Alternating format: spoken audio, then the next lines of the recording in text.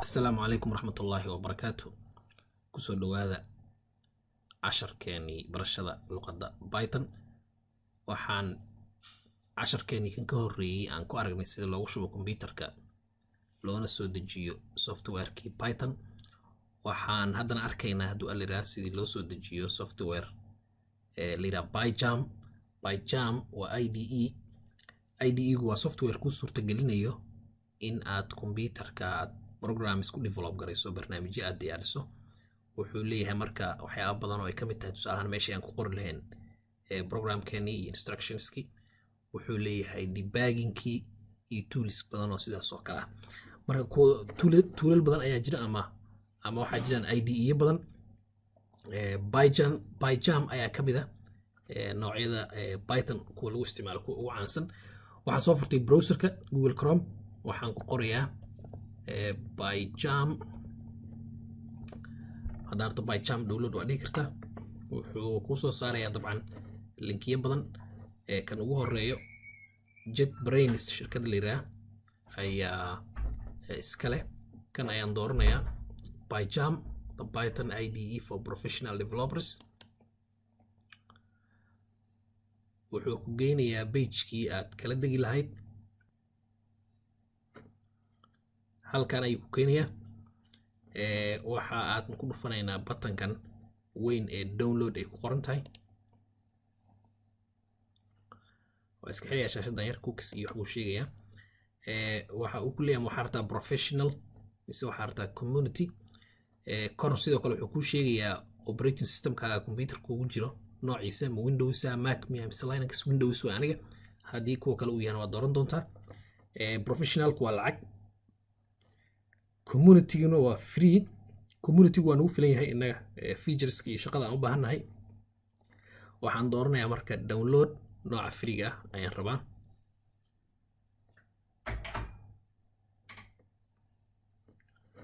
downloadkii ayuu bilaabay hoos sida kuu muuqanayso. xogaa waqti ayuu qaadanayaa 278 MB. waxaa laga yaabaa marka xogaa waqti inuu u baahdo 12 daqiiqo ayaa laga yaabaa ilaa 12 daqiiqo aniga leeyahay, laakiin internetka iyo speedkiisa ay ku xiran tahay. xogaa ayaan sugaynaa markuu soo laabto. markuu dhameeyo ayaan ku soo laabanaynaa hadduu aliraa. intii aad ka gaarisid koob shaaha soo qabso, adigana hawl kale ku siinaysa hadduu aliraa. wuu noo dhameeyey downloadkii sida kuu muuqanayso. waxaan ku dhufanayaa softwareki PyCharm community.exe. marka aan ku dhufto waxaan rabaa installationkii in uu bilaabo. browserka waa iska soo dejinayaa. waxa uu bilaabi doonaa installationkii. waxa uu leeyahay ma hubtaa oo ma rabtaa inaad installation ka samayso. yes ayaan leeyahay. next ayaan leenahay. dabcan sharaxaad inuu ku siinayaa. meeshii uu ku shubi lahaa ayuu kuu sheegayaa. spacekaas lagaga baahan yahay. okay ayaan leeyahay. waxba kama dooranayo kuwan. waxaan leeyahay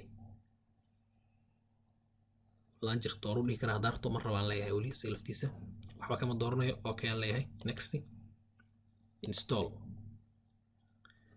installationkii ayuu samayn doonaa. kabacdi markuu dhameeyana finish ayaan dhihi doonaa hadduu aliraa. installation kuu dhameeyey sida kuu muuqanayso. waxaan dooranayaa run PyCharm community edition si aan u tijaabiyo. kabacdina waxaan leeyahay finish.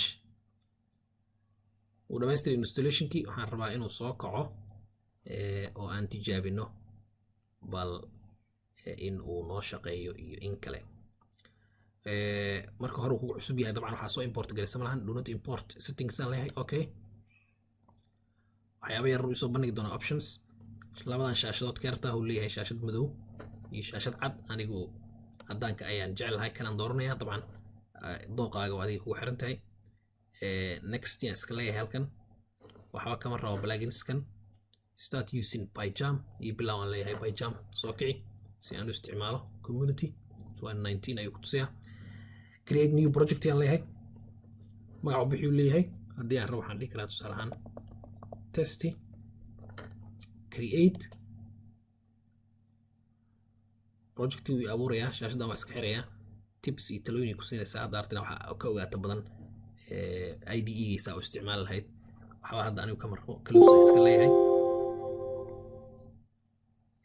halkan waxaa dooran show tips on startup mar walba soo kaco shaashadaana ku soo saari doonaa oo dabcan wax hebel si aad u samayso sidaan samee ku dhihi doonto haddii aadan rabin waa iska xiri kartaa waxaad dhihi kartaa check ka qaad show si next time uuna waxba kuu tusin marka waa iska close garaynaya dhib mal hadduu aniga soo kaco tuso testi projectigayga magaciisi waa kan projectigaan ku dhufanayaa right click waxaan leeyahay new si aan u abuuro project cusub waxaan dooranayaa python file magaca bixi uu leeyahay waxaan leeyahay tusaale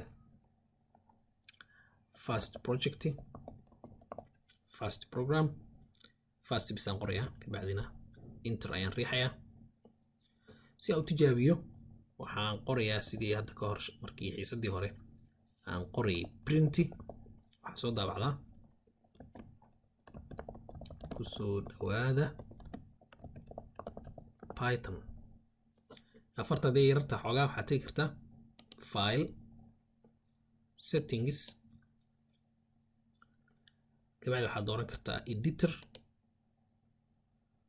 font haddii aad rabta editor waa ku dhufan kartaa halkan ayaa haddana waxaa ka dooran kartaa font labadooda waa isku mid 13 ayaa hadda ii dooran tusaalahaan waa weyneynayaa 24 ayaan leeyahay hoos ku tusayaa sida uu noqonayo apply okay haddii kugu filan tahay okay hadda rabtana weli waa sii weynaysan kartaa si aan u tijaabino inay shaqaynayso in kale kusoo dhawaada python ayaan dhahay hadda rabta af soomaali waa ku qori kartaa dabcan daarta english waa ku qori kartaa laakiin printy iyadu waa inay sideed u qornaataa waxaa soo daabacdaa waaye kusoo dhawaada python waxaan halkan ku qoro isoo daabac ayaan ka wadaa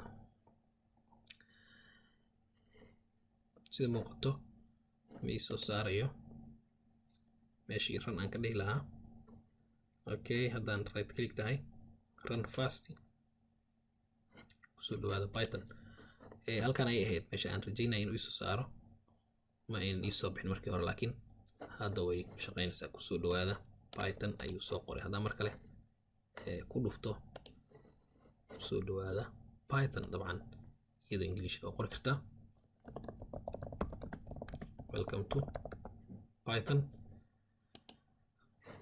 welcome to python ayuu leeyahay marka waxa ku dhex qorto printy soo daabac ay noqon doonaan sida ku muuqanayso programkeenu uu shaqaynayaa intaas ayaan kusoo gabagabaynaynaa hadda waxaa noo diyaar ah softwarekii inaan isticmaali karno waxaan geli doonaa hadduu aliraa mar dhow heestaa noo soo socdo isticmaalkii luqadda iyo waxyaabihii kale ee asaasiyaadka u ahaa luqadda ayaan programmingkii toos u geli doonaa waa mahadsantiin